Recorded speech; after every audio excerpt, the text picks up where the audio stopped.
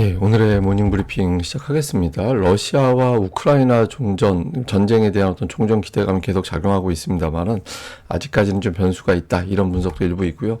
그리고 미국에서 이제 반도체주들이 강했습니다. 뭐 각각 재료로 인텔과 마이크론 테크놀로지 이런 반도체주들이 크게 올라가면서 나스닥 지수를 견인하는 그런 역할을 했고요. 그런데 최근 보면 미국보다 우리나라 또는 유럽 증시가 더 강하잖아요. 그러니까 미국에 집중됐던 자금이 좀 분산되는 그런 모습들이 나오고 있는 가운데 우리나라에선 종목 장세에 계속 전개되는데 어제 같은 경우는 뭐 방산주, 로봇, 일부 소부장 이런 종목군들이 선별적으로 올라가는 이제 그런 모습을 보였습니다. 우선 미증시는 뭐 장중 후반부에 좀 마이너스였다가 거의 한 10분, 5분 남겨놓고 이제 플러스로 돌리는 그런 모습이 나왔는데 다만 이제 대형주들이 그렇고 상승한 업종이 더 많았어요. 그러니까 11개 업종 중에서 8개 오르고 3개 빠졌으니까 전체적인 분위기는 조심스럽게 상승세를 이어가는 그런 흐름이 나왔다. 이렇게 보면 되겠고 뭐 미증시 이렇게 돌아가다 보니까 MSCI 한국 지수나 야간 선물도 플러스로 마감하는 그런 모습을 보였죠.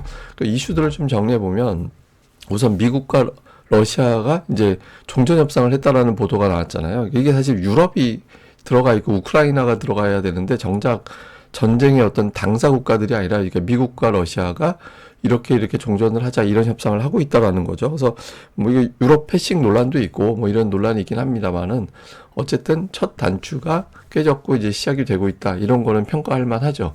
그래서 이후에 이제 어떻게 전개되느냐인데 어쨌든 이 과정에서 유럽의 방위비 증액 가능성이 계속 제기가 되고 있잖아요. 뭐 JP 모건에서는 유럽 회원국, 나토 회원국들의 국방비가 0.5%포인트 늘어날 때마다 1150억 달러 정도의 비용이 더 들어갈 거다. 이게 이제 다 방산기업들 매출로 잡힐 수 있는 그런 비용이죠. 그러니까 어쨌든 이런 부분들을 또 주목하는 측면이 있고 또 시장에서는 일단 뭐 변수가 있긴 하지만 계속 올라가지 않겠느냐. 그러니까 뭐 실적과 자사주 매입 재개. 이게 자사주 매입이라는 건 뭐냐면 미국 기업들은 실적 발표 직전까지는 자사주 매입이 금지됩니다. 그래서 그 이후에 다시 재개가 되는 그런 이제 과정을 겪게 되거든요. 그래서 지금 실적도 잘 나오고 있고 자사주 매입이 재개되기 때문에 증시는 더 올라갈 수 있다. 이런 주장이 있고 반면에 이제 관세에 대한 리스크들. 예를 들면 그 관세 노출된 기업들이 의외로 많다. 뭐 예를 들면 펩시코 같은 경우 의외의 변수가 있다라는 거예요. 그러니까 왜냐하면 이제 음료수를 캔으로 마시잖아요.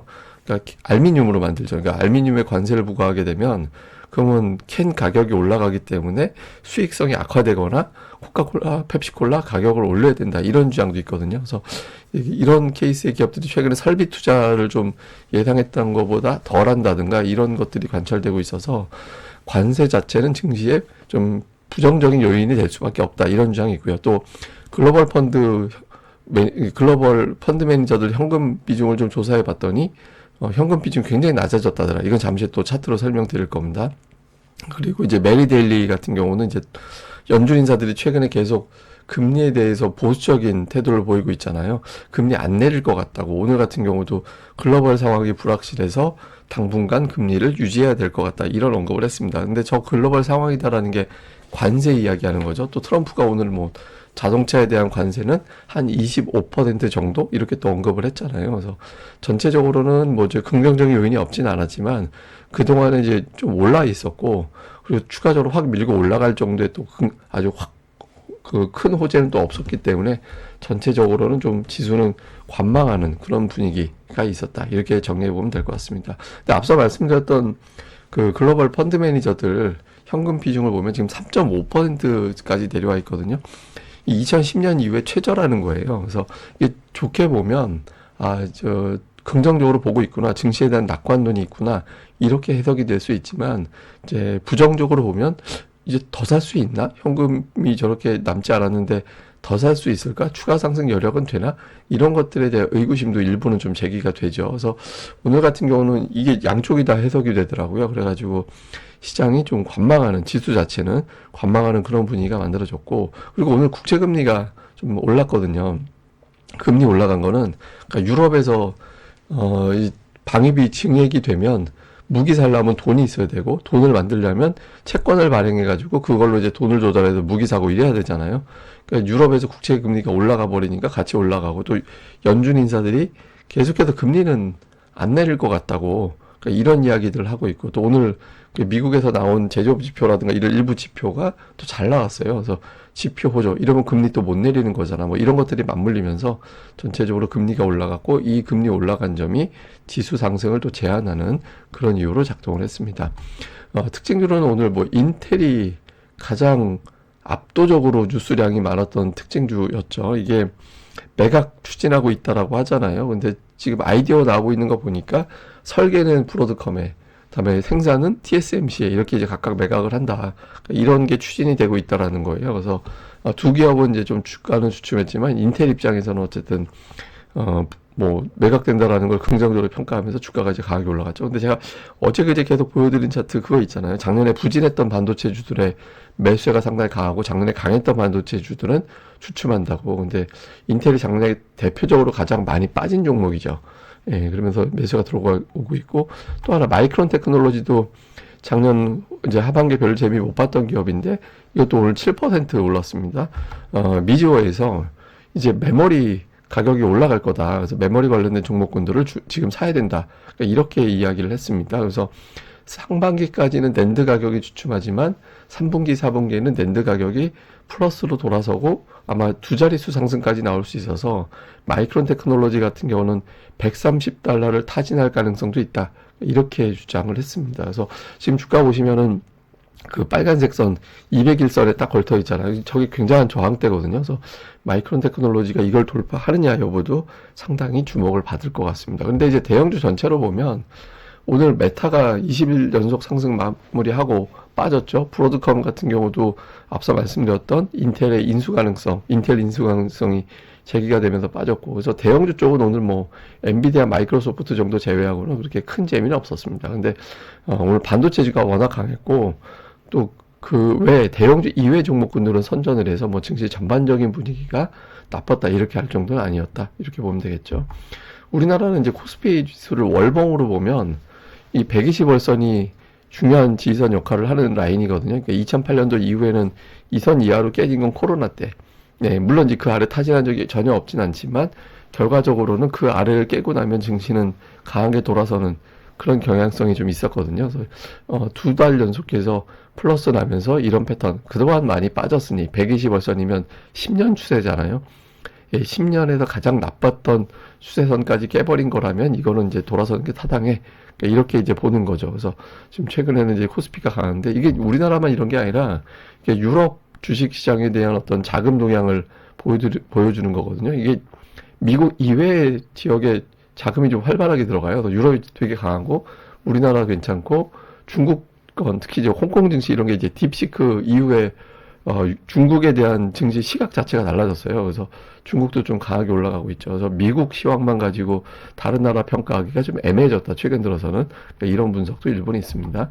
그리고 이렇게 될 수 있는 이면에는 외국인들은 파는데 연기금이 열심히 사잖아요. 그러니까 작년도 8월 이후에는 거의 9조 원 샀거든요. 그러니까 연기금이 이렇게 사는 이유는 그 글로벌 또는 이제 전체적으로 자산을 배분을 하죠. 그러니까 뭐 채권 이만큼, 해외 부동산 이만큼, 해외 주식 이만큼, 국내 주식 이만큼 이렇게 비율을 조정해 놓는데 작년에 우리나라 주식 시장이 너무 나빠서 그래서 국내 주식 비율이 낮아졌어요. 전체 자산에서. 그러니까 이 낮아진 비율을 채우기 위해서 이제 계속 사는 거거든요. 그러니까 근데 이게 되게 특이한 현상이 나올 수 있죠. 왜냐면 또 우리나라 주식 시장이 만약에 빠지게 되면 한국 주식 비중은 또 떨어지기 때문에 그럼 연기금은 계속 주식을 사게 되고 뭐 물론 이제 무한정 사는 건 아니겠지만 이제 그렇게 되거든요. 그래서 시장이 한 번 정도의 하락 사이클이 나올 수는 있어도 큰 사이클이 연속적으로 나오기는 쉽진 않다. 이렇게 볼 수 있는 거죠. 그리고 연기금이 삼성전자를 비롯해서 뭐 하이닉스 이런 대형주들 매수를 하잖아요. 뭐 연기금이 뭐 예를 들어서 뭐 시가총액 1,000억짜리 막 이런 거 사지는 않으니까 여간해서는 잘 안 사니까 시가총액 상위 종목들을 매수하다 보니까 또 지수가 방어가 되는 그런 측면이 있죠. 그래서 연기금이 시장을 계속해서 지탱해주는 역할을 하고 있다. 이런 점도 있습니다. 우리 코스피가 되게 독특한 게 이런 매수세가 있다 보니까 뭐 최근에 계속 며칠 동안 이런 현상이 나오는데 10시 전후까지는 한번 밀어요. 지수를. 한번 밀었다가 그 다음에는 이제 수급이 가동이 되면서 다시 올라가고 그러니까 이런 현상이 좀 반복되고 있거든요. 그러다 보니까 시초가보다 종가가 높은 양봉이 계속 나타나고 있죠. 이게 무한정 계속될 수는 없는데 어쨌든 최근에 투자자들은 좀 긍정적인 쪽에 더 민감하게 주목을 하는 것 같습니다. 근데 이제 좀 많이 올라온 측면도 있고, 그 다음 주 정도 후반 되면 이제 ADR이 또 과매수권으로 갈 것 같거든요. 그래서 이번 주 다음 주 중반 넘어가면서부터는 이제 종목별 차별화가 좀 심해질 것 같다. 이런 것들은 미리 염두를 해둬야 될 것 같습니다. 그리고 특이한 건 이제 코스닥 대형주들이 일제히 올라가고 일제히 빠지는 게 없어요. 그러니까 저 안에서 시소를 타요, 계속. 예, 최근에 이런 현상이 두드러지게 나타나고 있죠. 그러니까 어떤 게 올라가면 어떤 게 빠지고, 그러니까 예탁금이 아직 충분하게 들어오지 않고 있다 보니까 기관 외국인들이 주도하는 종목군들이 그날 선별적으로 올라가는 그런 현상이 나타나고 있거든요. 근데 이게 제가 보기에는 다음 주 중반 넘어가면 되게 더 심해질 것 같아요. 예, 오르는 종목과 이제 눌리는 종목들이. 그래서 좀 차별화 장세가 다음 주 이후에는 중반 넘어가면서부터는 좀 전개될 가능성이 있어서 업종별 종목별 수급 동향을 조금 더 집중을 해야 되는 그런 시기라고 봐야 될 것 같습니다. 자, 요약을 좀 해보면 코스피가 이제 2600을 넘어갔는데 외국인들이 아직 매수는 안 합니다. 어제 같은 경우는 장중에 매도였다가 동시효과의 매수로 바뀐 거였잖아요. 그래서 외국인들의 어떤 컴백이 지금 필요한 시기고, 이제 긍정적인 뉴스들이 계속 이 업종 저 업종들, 어제 같은 경우 로봇도 나오고 방산도 나오고, 그리고 이제 반도체도 나오고, 오늘 같은 경우는 반도체 뉴스가 또 있죠. 예, 인텔 이슈는 우리나라 입장에서는 조금 이제 좋은 뉴스인지는 좀 불투명해 보인다, 이런 주장도 있습니다만은, 어쨌든 뭐 인텔 이슈도 있고, 그다음에 마이크론 테크놀로지는 또 급등을 하면서 미주어에서 메모리 기업들 사야 된다고. 그럼 마이크론 사야 되는데 우리나라 삼성과 SK하이닉스를 팔아야 되는 이유는 또 없잖아요. 그래서 이렇게 이제 뉴스들이 나오는 대형주들에 외국인들이 붙을 거냐, 이게 중요하고, 그다음에 앞서 말씀드렸던 코스닥 대형주 시소 게임은 앞으로도 계속 이어질 가능성이 있다. 종목별 차별화 가능성이 있고, 근데 이런 가운데 예탁금이 아직 시원스럽게 증가되진 않고 있거든요. 그래서 예탁금을 좀 주목을 해봐야 되는 시기이긴 한데 아직까지는 크게 증가되고 있는 것 같지는 않다. 뭐 이렇게 이제 보면 될 것 같습니다. 자, 오늘 제가 보여드릴 건 그 미국 시장이 되게 재미있는 게 신기술이 나왔을 때 나스닥의 어떤 주가 추이가 되게 비슷하게 부터 가고 있다라는 거예요. 그래서 이게 이제 그 네치케이프 아시는 분들 계시는지 모르겠는데, 이게 익스플로러 나오기 전에 저 네치케이프 많이 썼거든요. 대학교 때 저걸로 인터넷 들어가고 막 그랬던 시기였는데, 어쨌든 저게 나오면서 인터넷에 어떤 혁명이 생긴 거였잖아요. 그걸 바탕으로 나스닥 지수가 그때 올라갔거든요. 근데 지금 챗 GPT가 등판하고 나서 주가의 어떤 추이, 그 기간 동안 똑같은 기간 한번 그려봤더니 챗 GPT도 비슷하게 가고 있다라는 거예요. 그래서 이게 나중에 보면 한 5년 추세까지도 늘려놓고 보면은 주가가 굉장히 긍정적으로 계속 올라가긴 했거든요. 그래서 지금 챗 GPT에 의한 어떤 글로벌 기술주들에 대한 어떤 흐름 바뀐 게 더 이어질 수도 있을 것 같다. 뭐 이런 주장들도 계속 나오고는 있습니다. 그래서 어쨌든 시장은 이렇게 터무니없이 빠지진 않을 것 같은데, 다만 이제 차별화 장세는 다음 주 넘어가면 좀 심해질 것 같아서 업종별 종목별 구도 변화에 좀 집중을 해봐야 될 것 같습니다. 이게 제 관대 언급도 준비한 게 있는데 이건 뭐 나중에 다시 보여드리도록 하겠습니다.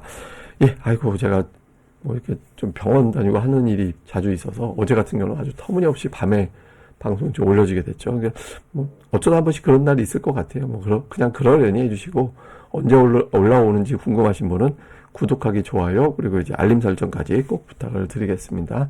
예, 저는 또 다음에 뵙겠습니다. 감사합니다.